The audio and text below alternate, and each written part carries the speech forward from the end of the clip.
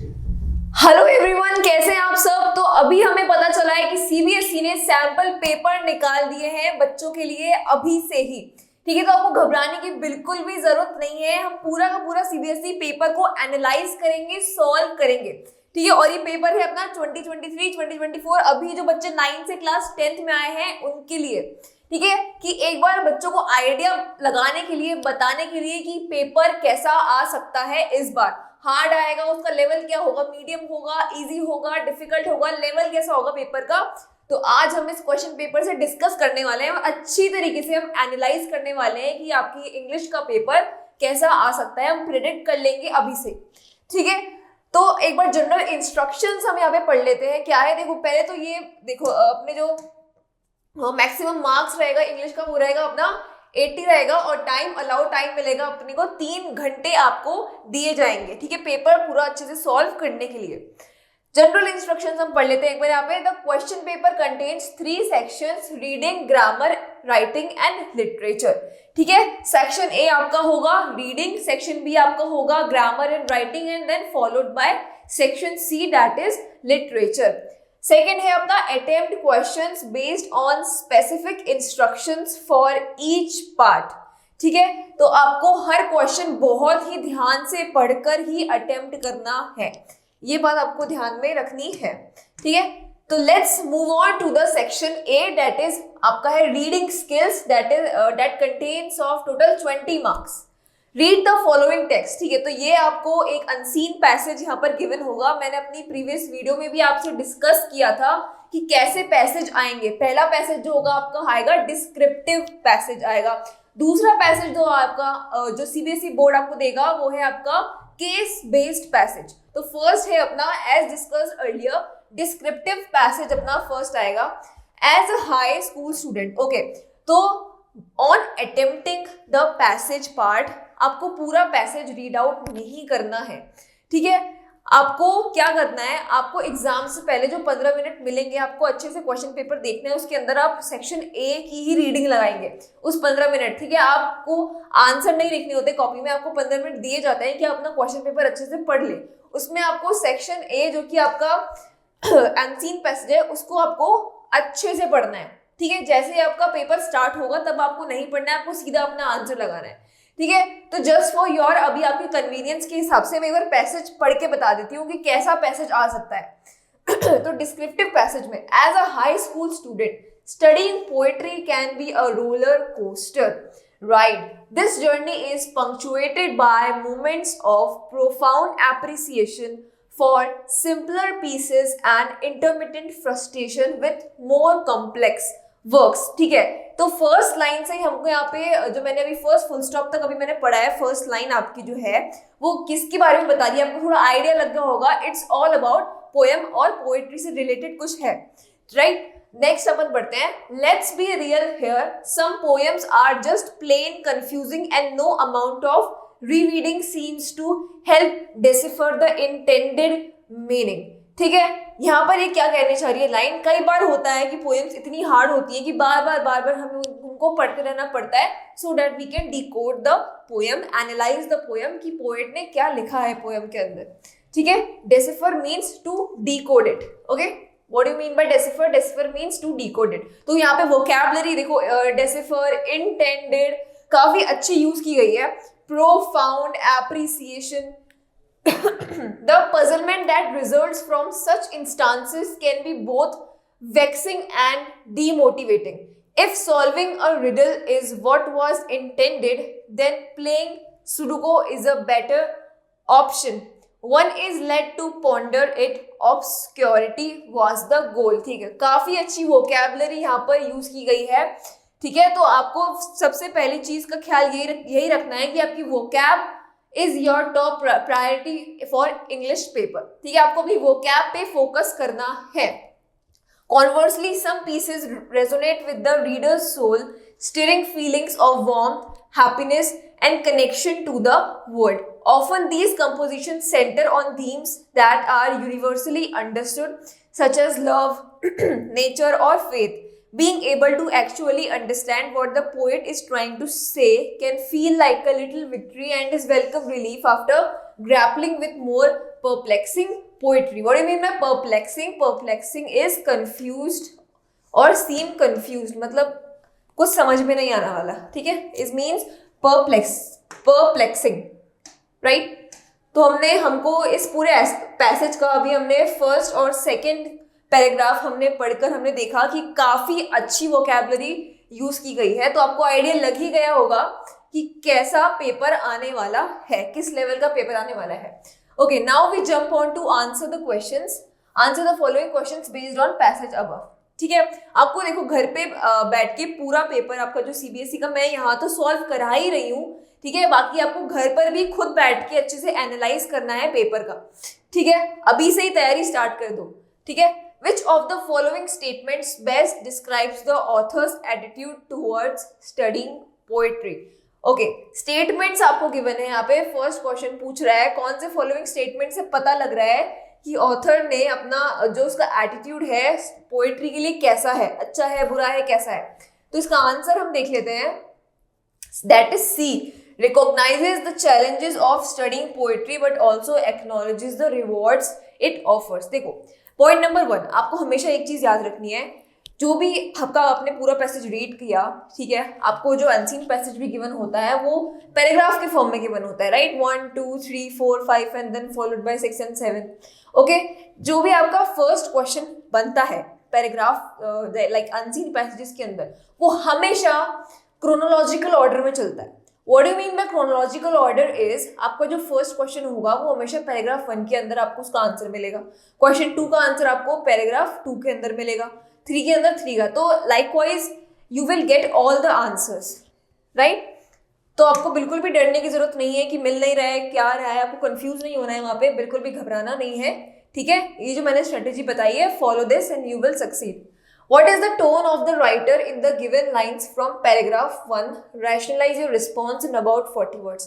देखो यहाँ पर भी पैराग्राफ 1 के अंदर लाइक आपको बताया गया है, पैराग्राफ 1 के अंदर पोइट की टोन कैसी है, पोइट्री को लेके वो क्या बताना चाह रहा है, क्या जस्टिफाई करना चाह रहा है, वो आपको रिस्पॉन्स लिखना है in about 40 words. If solving a riddle is what was intended, then playing Sudoku is a better option. One is led to ponder if obscurity was the goal. ठीक है, तो पैराग्राफ 1 में ये फर्स्ट लाइन है आपकी, तो इसे हम अब अच्छे से एनालाइज करते हैं. पैराग्राफ 1 से उठाई गई है. If solving a riddle means puzzle या फिर जो भी आप रिडल सॉल्व करते हो, is what was intended, then playing sudoku is a better option. ठीक है, अगर कोई रिडल सॉल्व करना चाहता है तो पोएट क्या बता रहा है कि sudoku is the better option. Sudoku अच्छा ऑप्शन है इस चीज के लिए अगर आपको रिडल सॉल्व करनी है तो. One is let to ponder if obscurity was the goal. ठीक है, एक को बहुत ज्यादा पॉन्डर मीन्स टू थिंक, बहुत ज्यादा सोचना किसी भी चीज को, to think. Okay, is let to ponder if obscurity was the गोल.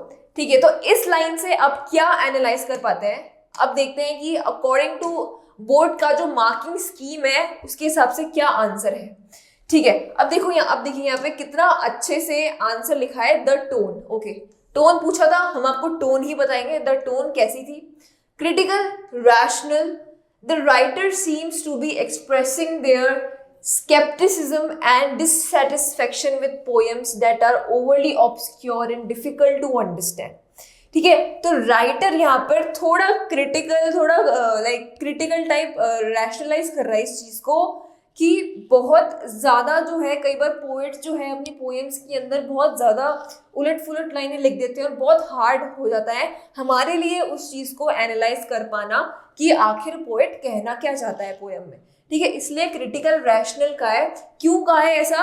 क्योंकि वो बोल रहा है कि अगर किसी को रिडल सॉल्व करनी है तो पोएम क्यों वो सुडोकू सॉल्व करे, राइट. क्योंकि पोएम तो उससे भी ज्यादा डिफिकल्ट हो जाती है एनालाइज करना, एटलीस्ट सुडोकू सॉल्व तो हो जाता है. ठीक है, difficult to understand. The writer suggests that such poems may not be worth the effort and compares them unfavorably to solving a riddle. ठीक है, और जो पोएट ने पोएम्स को किससे कंपेयर किया गया है? एक रिडल से कंपेयर किया गया है कि it is no more less than a riddle. In fact it is harder than the riddle, because if you want to solve riddle you can also solve Sudoku. That is easily feasible to do us. ठीक है. Then overall the tone suggests a frustration with poetry that prioritizes obscurity over clarity and meaning. ठीक है. Clarity और meaning निकालने की बजाय जो poet है वो किसको प्रायोरिटाइज कर रहा है? ऑब्सक्योरिटी को. ठीक है. The tone sarcastic. The statement if solving a riddle. ठीक है. अब यहाँ पे और क्यों लगाया है? और क्यों लगाया है? देखो, हर like every coin has two sides. हमने जो पढ़ा it's all depends on our perception कि हम उसको कैसा देख रहे हैं, वो जो लिखा है या फिर वो जो अपने देखा है. ठीक है. It's all about perception. अगर कोई इंसान बहुत ज़्यादा like he is a profound reader of books, he's an avid reader of books, so he will be quite arrogant reading that, right? And he will perceive as कि नहीं, उसका tone बहुत ज़्यादा क्रिटिकल रैशनलाइज लग रहा है उसको. लेकिन if who is a like funny reader कि अच्छा हाँ ऐसा भी हो सकता है, like if he is optimistic, if he is open minded कोई भी पर्सन है तो वो उसको सार्केस्टिकली कहेगा. ठीक है. तो you have to write with your minds on that.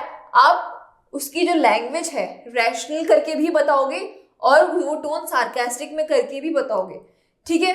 आपको एक पे ही टिका नहीं रहना है. You have to be diplomatic in English while writing the answers. What do you mean by diplomatic? You don't have to choose any one of the sides, be on both the sides and play the game. ठीक है. The tone, अब यहाँ पे the tone critical rational and the second the tone is sarcastic. The statement if solving a riddle is what was intended then playing sudoku is a better option. ठीक है. यहाँ पर क्या लिखा है सार्कास्टिक टोन में? पहले स्टेटमेंट लिख दिया कि जो बोर्ड ने पूछा है उस लाइन के बारे में. Suggest that, okay, what it was suggesting that the writer is not impressed with the level of complexity in some poetry. Additionally, the phrase led to ponder if obscurity was the goal implies that the writer believes some poets may unintentionally make their work difficult to understand, which can be frustrating for readers. The sarcastic tone in these lines is likely a reflection of writer's opinion that poetry should not be needlessly complex and should strive to connect with readers. ठीक है. तो sarcastic tone में यहाँ पर poet कहना क्या चाह रहा है कि लाइक पोएम जब भी आप लिखें, ठीक है, तो उसको रिडल बना के ना लिखें. इनफैक्ट इस तरीके से लिखें so that you can connect with real life people. ठीक है. ये मतलब है इस लाइन का. ठीक है. तो उसने इस टोन को सार्केस्टिक वे में लिखा है. ठीक है. तो आपको दोनों पॉइंट पे फोकस करना है. देखो यहाँ पर बोर्ड ने साफ साफ बताया you don't have to choose one side. ठीक है. यू हैव टू राइट की टोन क्रिटिकल रैशनल भी हो सकता है और टोन सार्केस्टिक भी हो सकता है. ये चीज आपको ध्यान में रखनी है. ठीक है. Clear. Next question. Complete the sentence appropriately. The author's use of vivid imagery in the paragraph such as curl up in a ball and cry and jump up and down with joy greatly affects the reader because. ठीक है. तो author ने यहाँ पर क्या use किया है? Author use of vivid imagery in the paragraph. Okay. बहुत what do you mean by vivid? Vivid means to see clearly. बहुत ही क्लियर इमेजरी यूज की गई है. किसने? ऑथर ने. पैराग्राफ नंबर 3 में. Such as curl up in a ball. ठीक है. जब भी हम बॉल के साथ खेलते हैं so like we use to curl up like the ball it was likewise we all are. ठीक है. Cry and jump up and down with joy. जब भी हम खुश होते हैं तो जॉय से बहुत ज्यादा हम उछलने लग जाते हैं. ठीक है. तो लाइक ये जो लाइन है ये आपको सोचने भी मजबूर कर रहे हैं कि हाँ एक लड़का है वो बॉल से खेल रहा है, मस्ती कर रहा है, जॉय से कूद रहा है, नीचे हो रहा है. ठीक है. तो ये विविड इमेजरी जो यहाँ पे यूज की गई है greatly effects the reader because it creates. इसका आंसर आपको पैराग्राफ नंबर 3 में मिल जाएगा. ठीक है. इट, और वो क्या है? वो है it creates a powerful emotional impact and enhances the readers understanding of the intensity of emotion that can B conveyed through poetry. ठीक है. ये बहुत इजी सिंपल सा आंसर है जो आपको अपने पैराग्राफ 3 के अंदर भी देखने को मिल जाएगा. Next question. The passage includes some words that are opposites of each other. From the sets A, E below identify two sets of antonyms. ठीक है, antonyms यहाँ पर वो पूछना चाह रहा है और for antonyms your vocabulary should be at that level. ठीक है, A है अपना intriguing and off-putting. Okay, we can keep that aside for a bit. Moving to next, deciphering and interpreting.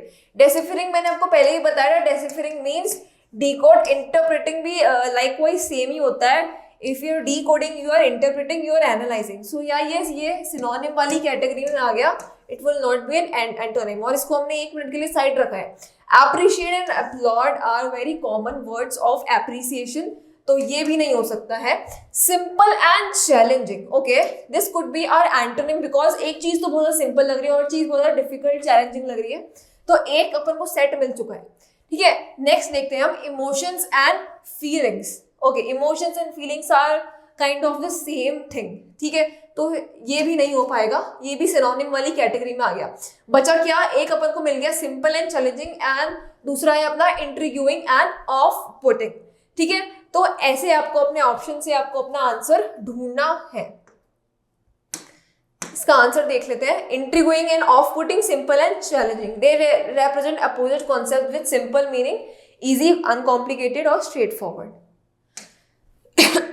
Next question. Complete the sentence appropriately. We can say that author's tone becomes more neutral and objective when discussing weird poems compared to other types of poetry. Because the author acknowledges that weird poems can be off-putting. ठीक है, अब देखो अभी कितना smartly answer किया गया है. क्यों? क्योंकि वो वोकैबुलरी यूज कर रहा है. What do mean bye of-putting? Of-putting मतलब कभी अब किसी को देखते ही ये बिल्कुल भी अनइंटरेस्टिंगली वे हो जाना कि नहीं, पहले तो पसंद आ रहा था लेकिन जैसे उसने ये हरकत की, it was very off-putting for me. मतलब मैं वहीं पे, he just lost me there.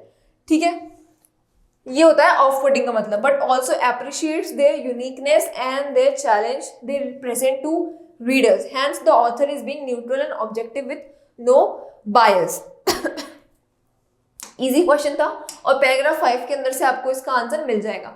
Based on the reading of the passage, examine in about 40 words how studying poetry can be like exploring a new city.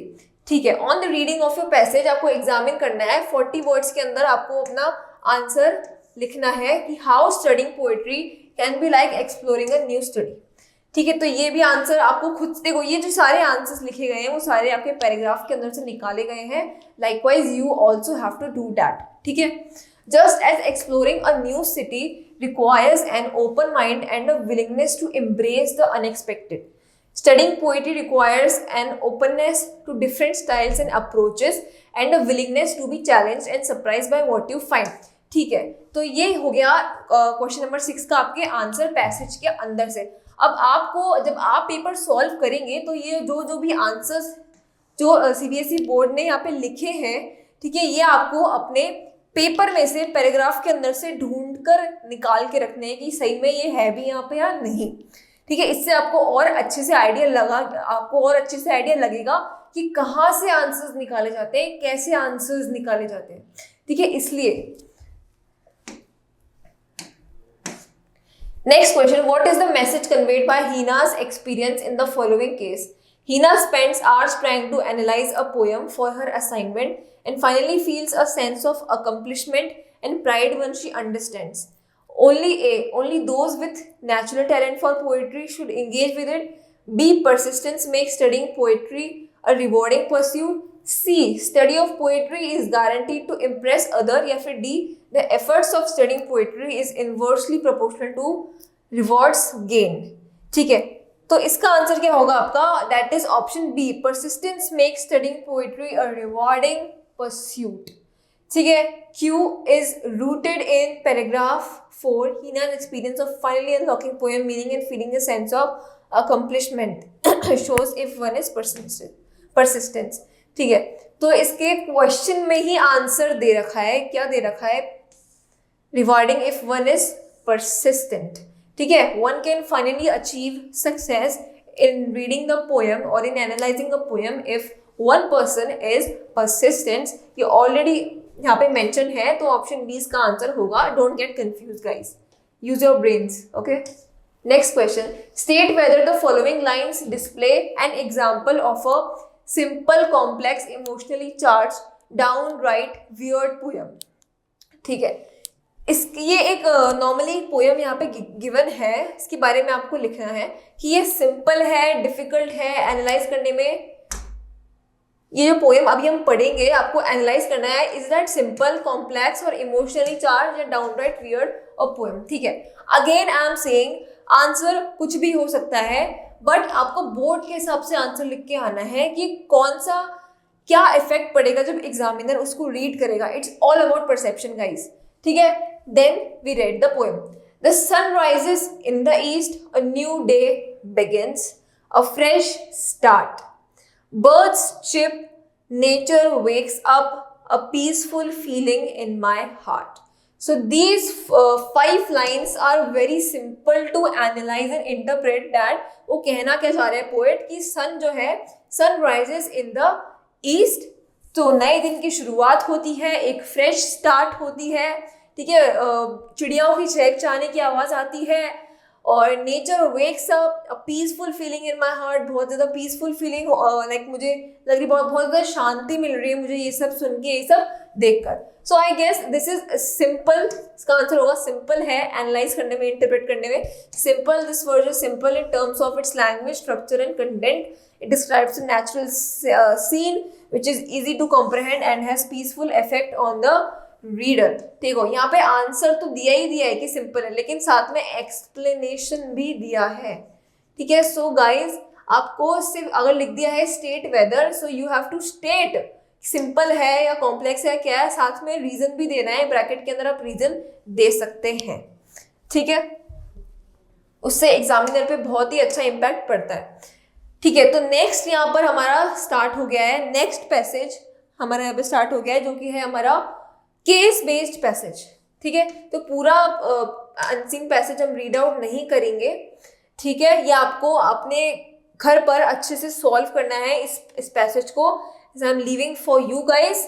ठीक है, analyses and we will discuss the answer. यहाँ पे जैसे आप देख सकते हैं case based passages में अक्सर यहाँ पे टेबल दी जाती है या कुछ भी पाई चार्ट दिया जाता है. ठीक है, तो फर्स्ट क्वेश्चन की तरफ हम आगे बढ़ते हैं. Complete the following analogy appropriately based on your understanding of paragraph 1 and 2. Okay, आपको analogy means, what do mean by analogy? Analogy का मतलब होता है टू कनेक्ट थिंग्स. ठीक है, बाय द सेम मीन्स. और पैराग्राफ 1 और 2 में से आपको इसका आंसर ढूंढ के बताना है. We can say that the situation of people living in concrete structures is comparable with the fish living in a fish bowl, and the need for vertical gardens to the need for decoration in the fish bowl, because paragraph 1 और 2 में से आपको उसका answer मिल जाएगा. because a fish needs decoration such as plants or rocks, और पूरा आपको इसके अंदर मिल जाएगा पैराग्राफ 1 और 2 में से, आप लिख लीजिएगा. ओके, नेक्स्ट क्वेश्चन की तरफ हम चलते हैं. fill in the blanks with the appropriate option from those given in the brackets based on your understanding of paragraph 2. The statement that urban spaces have become more closely connected with the desired natural surroundings through the incorporation of nature and structures in vertical gardens and green walls is एक fact है, opinion है, क्या है? ठीक है, तो answer में हम देखते हैं, आंसर में है अपना is a opinion because it is a subjective judgement. This statement express a view point. ठीक है, ये एक व्यू पॉइंट बता रहा है. ओके, ये आपको तभी आएगा जब आप पूरा पैराग्राफ अच्छे से रीड कर लेंगे. अकॉर्डिंगली लाइकवाइज आपको ये सारे क्वेश्चन सॉल्व करने हैं. ठीक है, केस बेस्ड का भी मैंने आपको बता दिया कैसे क्वेश्चन आते हैं, और डिस्क्रिप्टिव बेस्ड के भी मैंने आपको बता दिए हैं. अगर मैं दोनों में कंपैरिजन करूं तो आई गेस डिस्क्रिप्टिव ज़्यादा इजी आता है. ठीक है, और केस बेस्ड में it will be a more, it will take a more little time than case based, you can say, sorry, than descriptive, you can say. Okay, so based on your survey results, which two concerned should a city government looking to install vertical gardens address? ठीक है, ये भी आपको answer अपना paragraph के अंदर से मिल जाएगा. आप उसमें जाके देख लीजिएगा। अब यहाँ पे टेबल से क्वेश्चन उठाया गया है। This in table 1 the statement 3 vertical gardens increase, तो state any one interference that can be drawn from this. ठीक है, तो इसके पॉसिबल इन्फ्रेंसेस क्या हो सकते हैं? Any one, participants may not be fully informed the perceived effect of vertical gardens, या फिर it is possible that participant did not have a strong opinion और preference regarding the effect of vertical gardens. Okay, तो ये 3 इसके कुछ point है जिसमें से कोई भी आप एक उठाकर लिख सकते हैं। Select the option that correctly displays what intertwined signifies. What do you mean by intertwined? Intertwined मतलब दोनों एक दूसरे से इतना ज्यादा जुड़े हुए हैं कि चाहकर भी नहीं निकल सकता। ठीक है, this is mean by intertwined मतलब strongly joined. What do you mean by intertwined? Intertwined means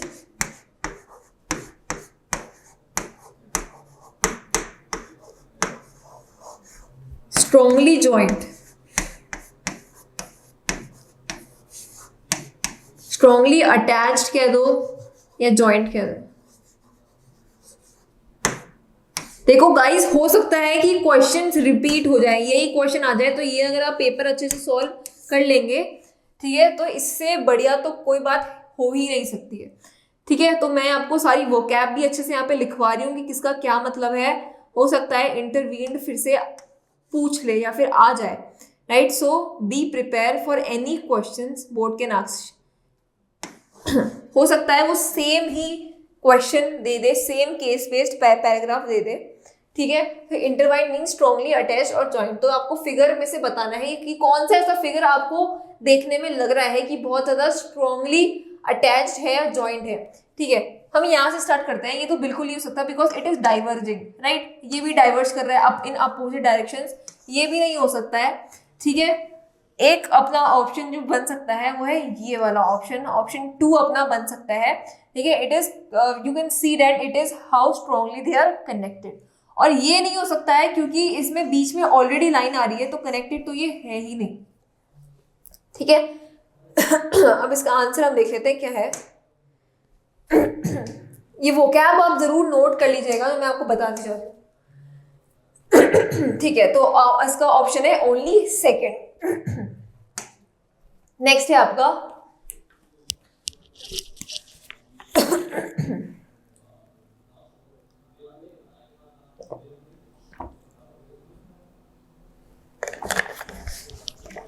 next है आपका infer one benefit and one drawback of vertical gardening in comparison to other solutions such as community gardens और parks. तो आपको advantages disadvantages दोनों बताने हैं, और ये आपको अपने अनसीन पैसेज के अंदर, पैराग्राफ्स के अंदर गिवन होगा।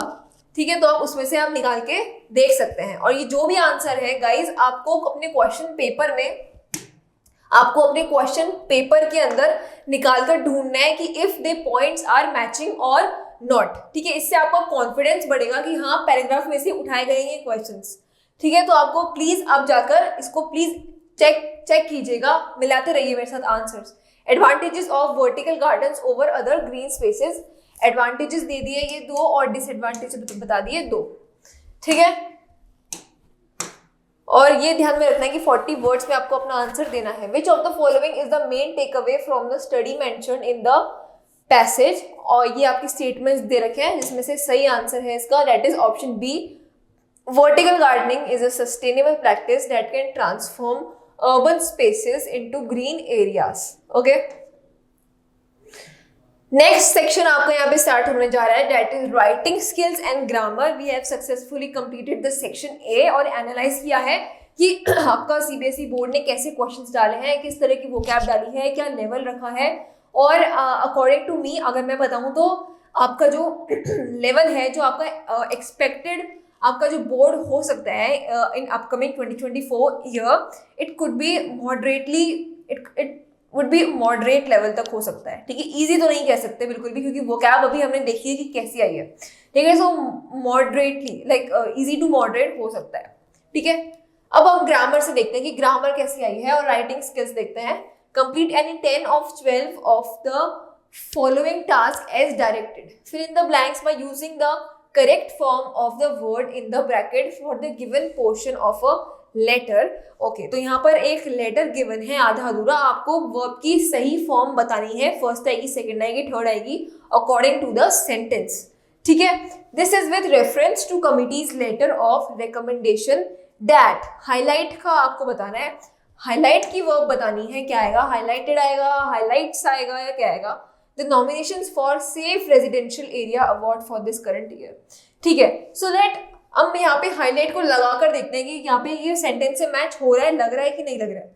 This is with reference to committee's letter of recommendation that highlight the that highlights the nominations for.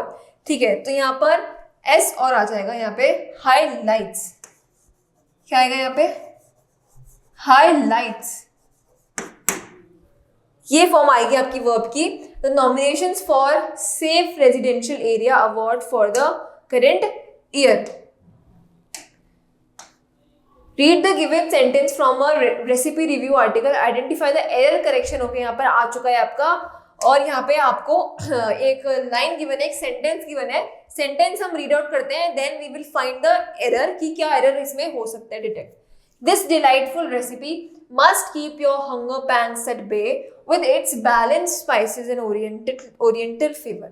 Okay, so I guess यहाँ पर must नहीं आना चाहिए, क्योंकि ये जो यहाँ पर जो चीज बताई है, this delightful recipe keep your hunger pangs at bay with its balanced spices and oriental flavor.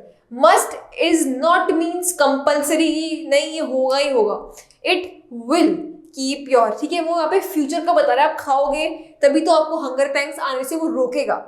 ठीक है, तो मस्ट की जगह यहाँ पे क्या यूज होगा, विल यूज होगा.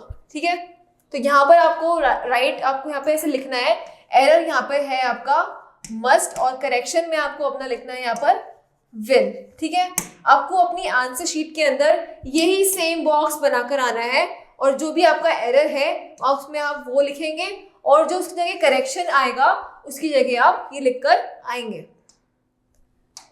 Don't write simply. Next question है आपका, Abhilash and Neha had a conversation about the inauguration of Neha's dance academy. Report Abhilash question, is your best friend helping you in this venture.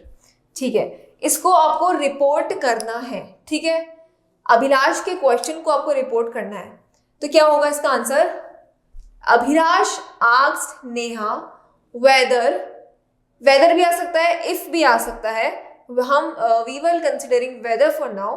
Abhilash asked Neha whether her best friend was helping her in that venture. Okay, अब हम if लगा देखते हैं. Abhilash asked Neha if her best friend was helping her in that venture. Okay, ये आपका बनेगा report. बहुत easy question था. Next, read the dialogue between Shabnam and her mentor Sara regarding her summer internship program. Sara क्या बोल रही है, why did you choose to participate in this internship programme. Shabnam बोल रहा है, I am convinced this programme has the potential to enhance my abilities. Select the correct option to complete the reporting of the above dialogue. Sara asked Shabnam that, Sara asked Shabnam, क्या पूछा, about her choice to participate. Option C, about her choice to participate in that internship programme. ठीक है, Y यहाँ पर आ नहीं सकता क्योंकि वो खुद ही पूछ रही है. ठीक है, और विथ भी नहीं यहाँ पे आ सकता है कि उसके साथ करे. She was asking about that programme. ठीक है, तो about her choice to participate.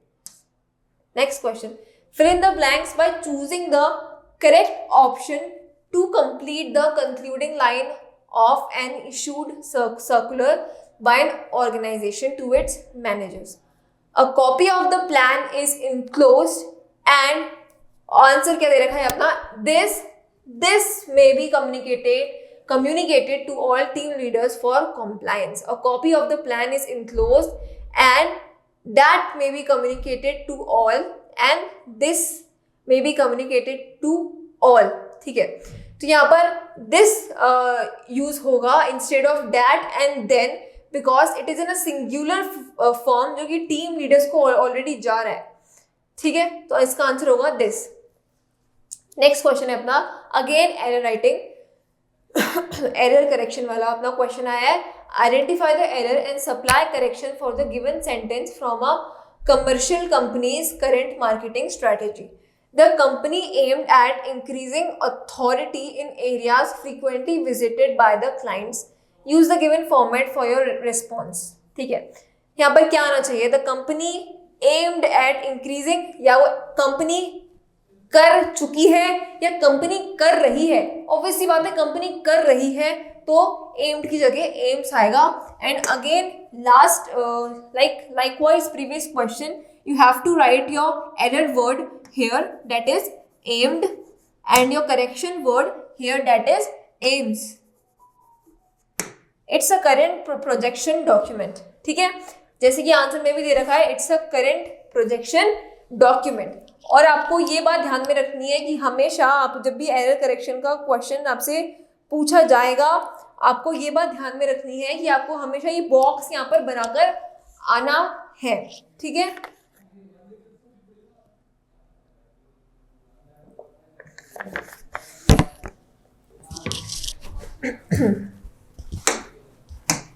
Moving on to next question.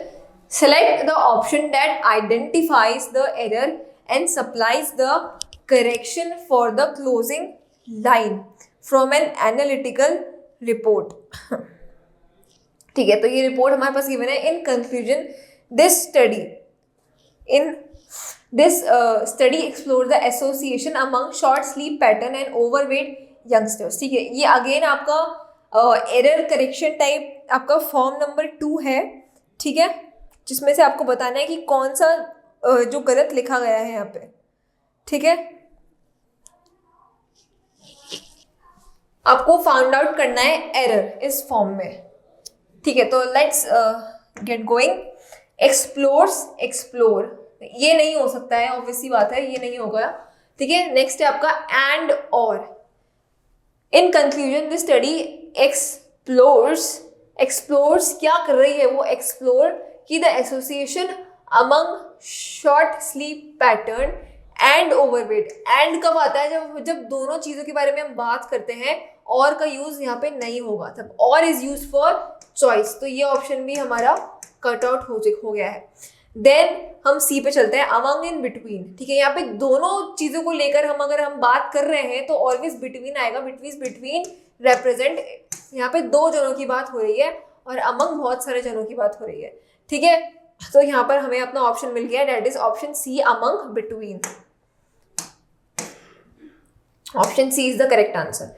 Complete the given narrative by filling the blanks with the correct option. The experience of nursing an injured bird left me dash grateful for knowing the importance. ठीक है, left me उसको कैसा feeling हो रहा है? left me, देखो अब यहाँ पे क्या फॉर्म आ रही है? past tense यूज हो रहा है यहाँ पे, injured, ठीक है। तो दोनों यहाँ पे क्या हो सकता है?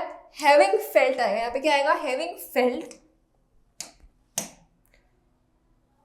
The experience of nursing an injured bird left me feeling grateful, knowing the importance of being kind and compassionate to all creatures. तो having felt तो यहाँ पर आ ही नहीं सकता है, ठीक है। उसको अभी उसकी वो फीलिंग कंटिन्यूस फॉर्म में अभी वो चल रही है। तो यहाँ पे option A is the correct answer, that is feeling. Again there is a dialogue and report writing. Question पढ़ते हैं हम। वेंडर कह रहा है, it is nice to see you sir. Customer बोल रहा है, yes indeed, unlike last month I have been away for quite some time this month. The vendor greeted his customer respectfully and mentioned that he was pleased to see him. The customer answered in the affirmative and explained, ठीक है, यहाँ पर already यहाँ पे बता गया है कि affirmative यहाँ पे यूज किया गया है। Unlike the previous month, what is in the answer?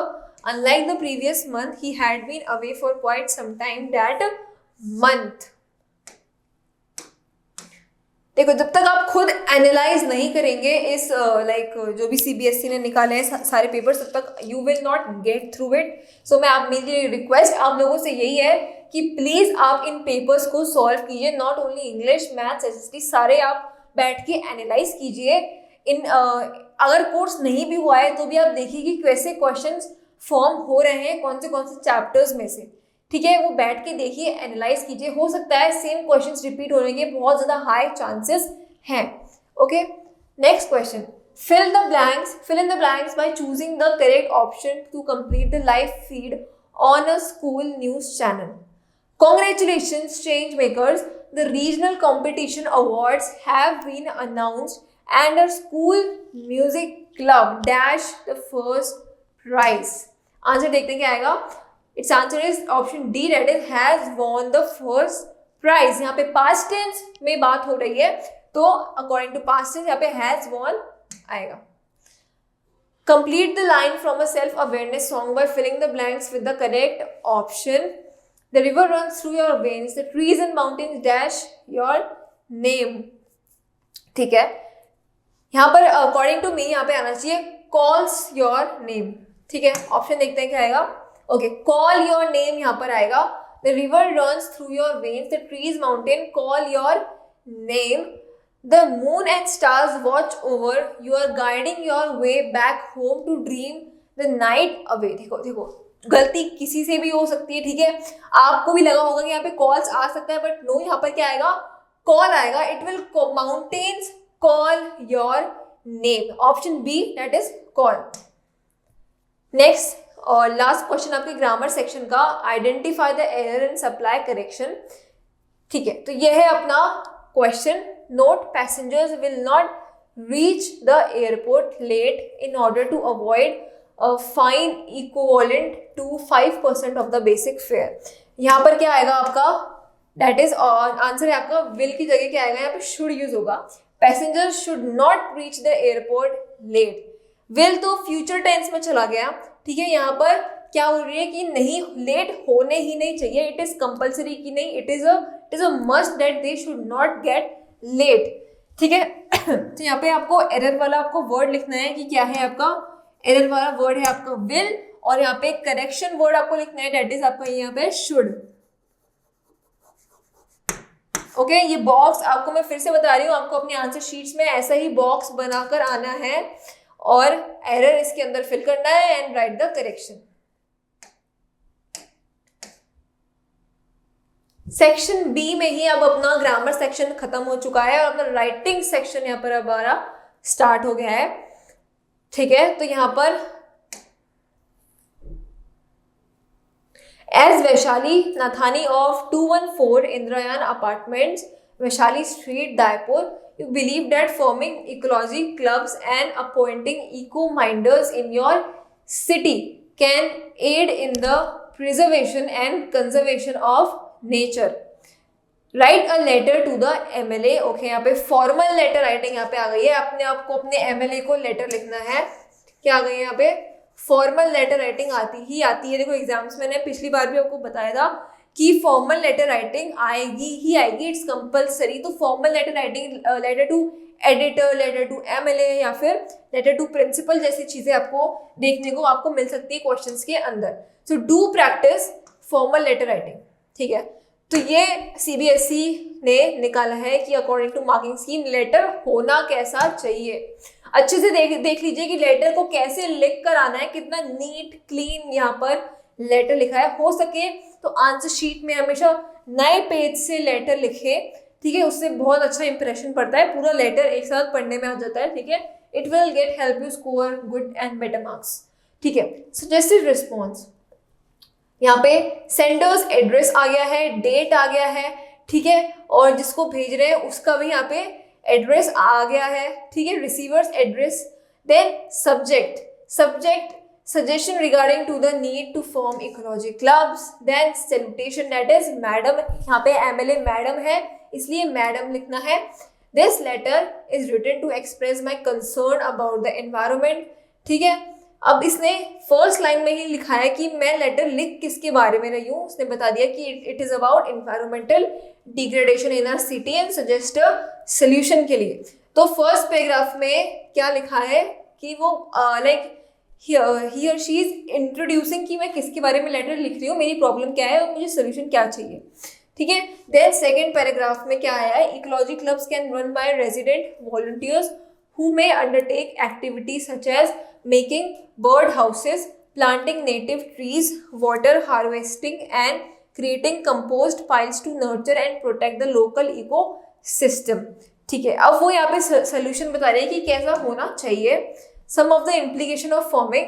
अब थर्ड और फोर्थ पैराग्राफ में इसने बताया है कि क्या क्या उसको प्रॉब्लम्स आ रही है और क्या क्या जो प्रॉब्लम्स के सोल्यूशंस हैं वो उनसे उनको मिल सकता है. ठीक है, लास्ट में शी इज रिक्वेस्टिंग अगेन कि please look into my problem and then again ending with the salutation your sincerely her name with signature. तो एक प्रॉपर लेटर, आपका फॉर्मल लेटर ऐसा ही दिखना चाहिए, राइट? आपका जो लेटर है, फॉर्मल लेटर राइटिंग है, वो एग्जैक्टली ऐसा ही दिखना चाहिए.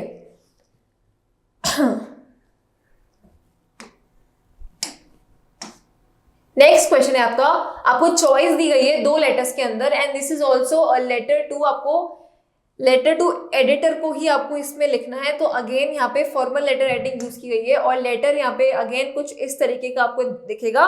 प्लीज गो थ्रू इट, इसको अच्छे से एनालाइज कीजिए कि क्या लिखा है लेटर के अंदर, कितनी अच्छी वोकैबुलरी यूज की गई है लेटर के अंदर. ओके, नेक्स्ट क्वेश्चन है अपना, Tsering of class 10th is contesting for the post of the junior school captain. The upcoming student council elections given below is a character traits graphic shared in the public domain by the school counselor for the awareness of student voters at school. ठीक है, तो यहाँ पर आपको एक analytical paragraph से ये question आया गया है और बहुत सारे आपको हेक्सागन फॉर्म्स में ये पॉइंट्स दिए गए हैं. इन पॉइंट्स को जोड़ते हुए आपको समझते हुए एनालाइज करना है और एक एनालिटिकल पैराग्राफ फॉर्म में आपको लिखना है. Easy, right? तो ये इस तरीके का आपको कुछ एनालिटिकल पैराग्राफ दिखेगा सपोर्टिंग सेरिंग कैंडिडेचर. ठीक है, नेक्स्ट क्वेश्चन है आपका, as the captain of the school's cultural club you have been asked to study to given itinerary provided by a tour organizing vendor, a 3 and 2D educational tour for the senior school students at Jabalpur and Ranha National Park, Madhya Pradesh.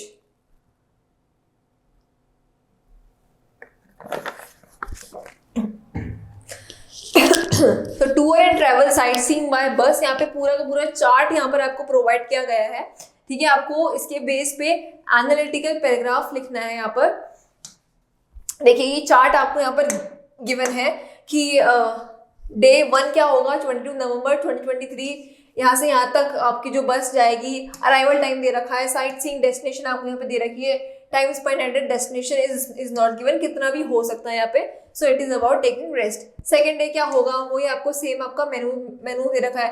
ठीक है, और 24 को क्या क्या चीज़ें होंगी, 23 को बहुत सारी आपकी चीज़ें होंगी, लंच कब होगा, मार्बल कब होगा, लाइक टूर कब होगा, then 24 and then last ending में 25 फॉलोड बाय 25 नवंबर को क्या क्या होगा. तो इस चार्ट को आपको एनालाइज करते हुए आपको एक एनालिटिकल पैराग्राफ लिखना है. ठीक है, तो दोनों में चॉइस दी गई है, जो आपको लाइक आपके हिसाब से इजी लगे आप वो कर सकते हैं. ठीक है, सो मेरा टेक यही है इस पर कि आप प्लीज जब तक आप खुद इस पेपर को एनालाइज नहीं करेंगे तब तक you will not get it. ठीक है, until you go through it. अब हम बात करते हैं सेक्शन सी की, that is literature text book and supplementary reading text.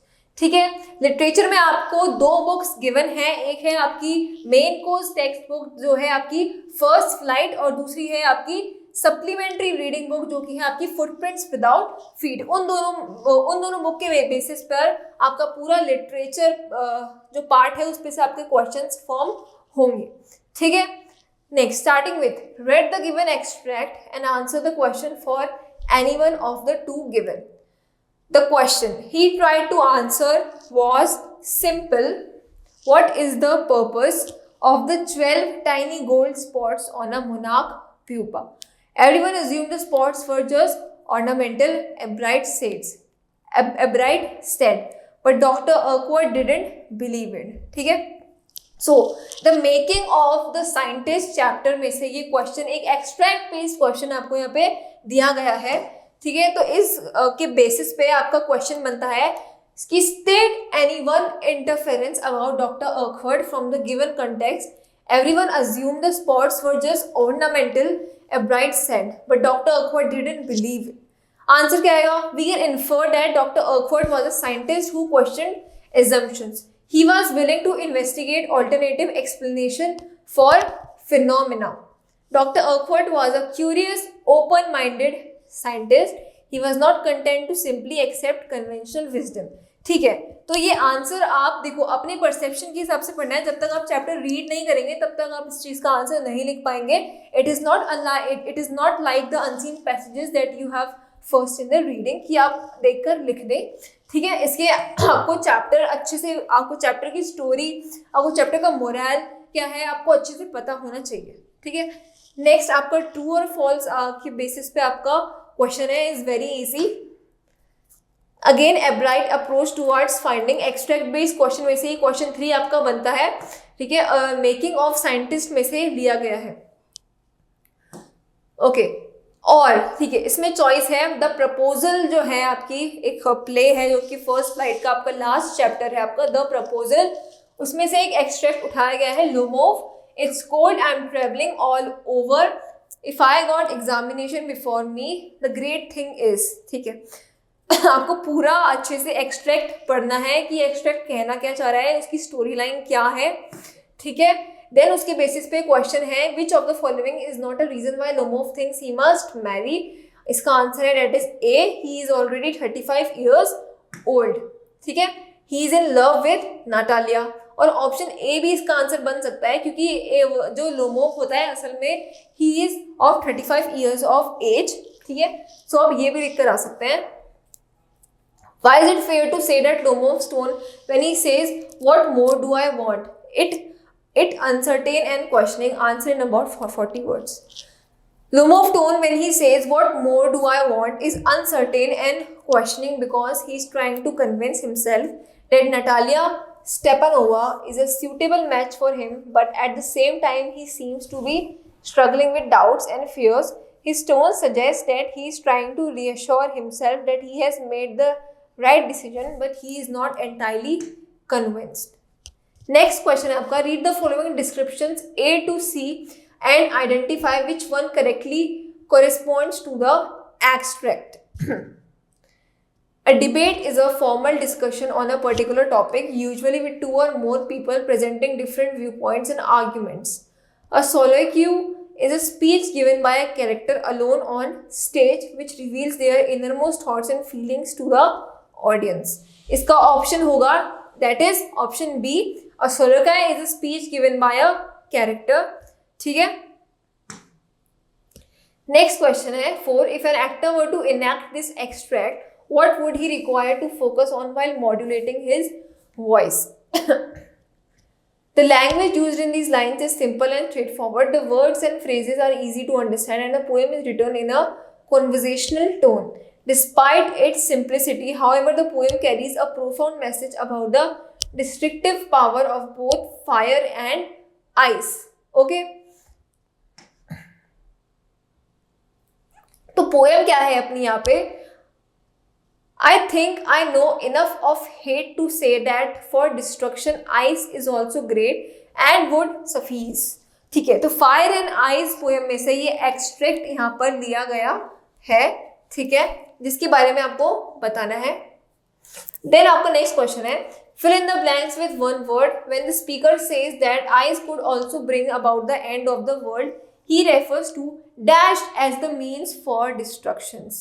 ठीक है, डिस्ट्रक्शन के लिए यहाँ पे किसको यूज किया गया है? यहाँ पे डिस्ट्रक्शन को यहाँ पे यूज किया गया है हेट्रेड को. Hatred, indifference, bitterness, apathy, D attachment, rigidity, ये बहुत सारे यहाँ पे ऑप्शंस यहाँ पे दिए गए. ठीक है, जो सेम ही है, हेट्रेड के सिनोनिम्स हैं, तो ये हेट्रेड आएगा इसका आंसर क्योंकि ice represent hatred, okay, and fire represents desire. What does the speaker's alignment with those who favor ice suggest? The speaker's alignment with those who favor ice suggests that they have seen the destructive consequences of a lack of empathy and emotional connection. Which of the following best describe the speaker's attitude towards destruction caused by ice? Answer is respectful. Next question. Comment on the poet's use of language in these lines. ठीक है, यहाँ पे आपको poet का क्या language उसने use किया उसके बारे में आपको comment करना है. So the language used in this line is simple and straightforward. The words and phrases are easy to understand. और ठीक है, the fog आपकी यहाँ पे पोयम है उसने यहाँ पे लिया गया है. The fog comes on a little cat feet. It sits looking over harbor and city on a silent haunches and then moves on. In what way does the language used in this poem challenge traditional ideas of what poetry should be? Answer. Unlike traditional poetry that often relies on complex rhyme schemes and metaphors, this poem uses simple everyday language to create a vivid picture of the reader's mind, to create a powerful and evocative mood. What is the significance of the use of the word little to describe the fog in the poem? And how does this word choice contribute to the overall mood and tone of the poem? Answer in 40 words. ठीक है, so I request you to please go through that poem once. देखो, answer करने से पहले आप सारे questions को, आप सारी पोएम्स को या फिर चैप्टर को अच्छे से एनालाइज करें, अच्छे से रीड करें, उसके बाद ही आप आंसर पे जंप करें. नॉट वेट डायरेक्टली, आपको समझ में नहीं आएगा, आपको बहुत दिक्कत आएगी. ठीक है, complete the sentence with the appropriate option. The lines from the poem tell us that the city is hilly, coastal, industrial या underdeveloped, and it is coastal. Identify the type of imagery used in the lines of the poem. It is, answer है अपना imagery में visual. ठीक है, animal imagery use की गई है. Answer any 4 of the following 5 questions in about 40 to 50 words. पर हम सारे questions analyze करेंगे कि कैसे दिए गए हैं. Justify the opinion that the traditional baker and his bread. Glimpses of India का ये क्वेश्चन दिया गया है जिसका आंसर आपको एनालाइज करना है. कुछ इस तरीके से यहाँ पे दिया गया है. Moving on to the next question. A Tiger in the Zoo, that is written by Leslie Norrie. How does Leslie Norrie use vivid imagery and metaphorically language in A Tiger in the Zoo to effectively depict the confinement and oppression experienced by the captive tiger? Answer है आपका, देखो आपको इतने बड़े बड़े paragraph form में आपको अपने आंसर लिख के आने हैं. Leslie Norris was vivid imagery and metaphorical language a tiger in the zoo. ये लैंग्वेज आप तभी लिख सकते हैं इमेजिनरी मेटामॉरिफोरिकली बिकॉज जब आपको किसी गिवन पोएम के आपको पोएटिक डिवाइसेस पता हो. तो अंटिल और अनलेस आपको किसी पोएम के पोएटिक डिवाइसेस नहीं पता होंगे, you can not form the language. So it is very important कि आप प्लीज गो थ्रू करें पोएटिक डिवाइसेस के ऊपर. Next question. Explain how the description of the devastation caused by the hailstorm reflect the sadness with Lencho. A letter to God का यहाँ पे question लिया गया है. ठीक है, तो आपको लेटर टू गॉड के उसके अंदर आपको लेंचो की फीलिंग बतानी है कि how come he filled with like sadness and how he overcome it. What was his belief in God that made him motivated all the time. ठीक है, तो इस तरीके का आंसर आपको कुछ देखने को मिलेगा. So please go through it and analyse it. Kitty was a trusted friend to Anne. Diary from the diary of Anne Frank का ये आपके यहाँ पे क्वेश्चन लिया गया है.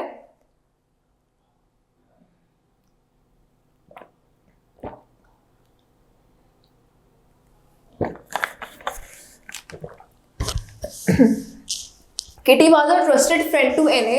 Elaborate from the diary of Anne Frank. Answer. Kitty was a trusted friend to Anne. अच्छा, who was Kitty? What was Kitty? What was Anne Frank referring to it? Kitty was his diary's name. Who was Kitty? Kitty was his diary's name. और उसके points आपको बताने हैं कि कैसे वो अपनी डायरी के साथ खेला, लाइक वो अपनी डायरी के साथ सारी फीलिंग शेयर किया करती थी क्योंकि because she has no true friend. ठीक है, और आपको सारे इसके पॉइंट्स इसमें एक्सप्लेन करने हैं. ठीक है, कि कैसे उसको डायरी इतनी ज़्यादा पसंद थी. ठीक है, next question. Answer any 2 of the following 3 question in about 40 to 50 words. The story A Triumph of Surgery is a powerful example of the importance of saying no. Explain. The story a powerful example of the importance saying no when it comes to making decisions that after the health and well-being of other, whether it for the post or for people. ठीक है, तो यहाँ पर Triumph of surgery से ये question लिया गया है। ये कहानी है एक ट्रिकी द डॉग की और मिसेस पम्फ्रे, जो कि वो उनका पेट था। ट्रिकी उनका एक डॉग था, लेकिन ज़्यादा ही लाड़ प्यार में उन्होंने अपने डॉग्स को बहुत ज़्यादा ओवर फीड कर दिया था, जिसकी वजह से ट्रिकी बीमार पड़ गई थी। ठीक है, तो स्टोरी से हमको क्या सीखने को मिलता है कि या yes you should have that thing in yourself to say no. ठीक है, how does education play a transformative role in Bholi's life. Okay, तो यहाँ पे भोली बहुत ही इंपॉर्टेंट चैप्टर है आपका लिटरेचर का। इसके ऊपर मैं आपका पूरा एक्सप्लेनेशन वीडियो में जब बनाऊंगी तब मैं अच्छे से एक एक लाइन, एक एक जो स्टेंजा है मैं एक्सप्लेन करूंगी। अभी for now we are just analysing the paper कि कैसा आ सकता है, कैसे क्वेश्चन यहाँ से आ सकते हैं। और भोली में से आप देख रहे हैं काफ़ी वैल्यू बेस्ड क्वेश्चन आते हैं, जो कि लास्ट ईयर भी रिपीट हुए थे काफ़ी। Okay, so education plays a transformative role in Bholi lives and these are the points that you should write. ठीक है, so please go through it. Next question, answer any one of the following two questions in about 100 to 120 words. You have been asked to present a evaluation of the approaches of the mothers of both the baby seagull and Amanda towards helping their children. Write this presentation draft including your insights in about 120 words comparing the approaches of both parents. ठीक है, और यहाँ पे आपको बता भी रखा है कि कैसे आपको बिगिन करना है, how you should start your answer.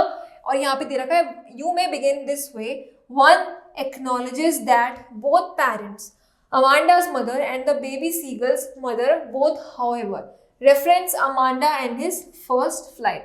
So this should be your answer. तो यहाँ पे बेबी सीगल्स मदर और अमांडा की मदर में is a very huge difference. यहाँ पे इन दोनों को कंपेयर किया गया है। सो आप जैसे इन स्टोरीज को पढ़ेंगे you will get to know about it. ठीक है, ऐसा ही सेम क्वेश्चन अपन को देखने को मिलता है from the chapter Nelson Mandela, like compare the character sketch of Nelson Mandela from the Siddharth Gautam Buddha से। ठीक है, तो ऐसे क्वेश्चंस कई बार आपके बोर्ड एग्जाम्स में आते हैं और यहाँ पे आपको ये देखने को मिल रहा है कि यहाँ पे बताया कि एक अमांडा की मदर कैसी थी और एक बेबी सीगुल की मदर कैसी थी। तो ये आपको कंपेयर करके यहाँ पे बताना है क्या उनमें कोई सिमिलैरिटीज थी या नहीं थी। ठीक है, answer any one of the following two question in about 100 to 120 words. अब यहाँ पे इमेजिन दैट द नेकलेस में से यहाँ पे लिया गया है, imagine that madam Loisel from the necklace by Guy de Maupassant writes a diary entry exploring the theme of class and social status. ठीक है, तो this should be your answer from the necklace. अच्छे से इसको पढ़िए, analyse कीजिए और खुद अपने आंसर्स फॉर्म करने की कोशिश कीजिए। Okay, a last question is, a character arc is the transformation or development of a character throughout a story and refers to the changes a character undergoes as a result of their experiences, challenges and interaction with other characters. In the light of the above information, trace the character arc of the thief in Ruskin Bond, the thief's story. ठीक है, so this should be your answer. ठीक है, तो अभी आपको काफ़ी कुछ पता चल गया होगा कि कैसे क्वेश्चंस आएंगे, कैसे लिटरेचर में कैसे कैसे कैसे क्वेश्चंस आने चाहिए, ग्रामर आपकी डिफ़िकल्टी लेवल कैसा था। तो अकॉर्डिंग टू मी अगर मैं देखूँ तो सेक्शन ए की अगर बात करें तो it was easy to moderate, और ग्रामर भी लाइक इजी टू मॉडरेट ही मैं कहूँगी। लिटरेचर में कह सकती हूँ थोड़ा मॉडरेटली टू डिफिकल्ट लेवल आपका हो सकता है इन योर अपकमिंग एग्जाम्स। तो आपको अब फोकस ज़्यादा लिटरेचर पे ही करना चाहिए guys. Okay, so B focus on what each story is telling you about. उसकी मॉरल देखिए कि वो क्या कहना चाह रही है, उसको एनालाइज कीजिए, interpret it wisely and right your answers wisely. ठीक है, तो ये था आपका सीबीएसई सैम्पल पेपर जो था आपका जो आपकी साइट पर आया है आपके एकेडमिक पेज पे। सो मैं यही कहूँगी कि प्लीज़ गो थ्रू इट। ठीक है, और आप खुद अपने हिसाब से एनालाइज करके देखिए कि कैसा पेपर आपको लगा। ठीक है, उस हिसाब से स्टार्ट योर प्रिपरेशंस। बाकी ऑल द बेस्ट।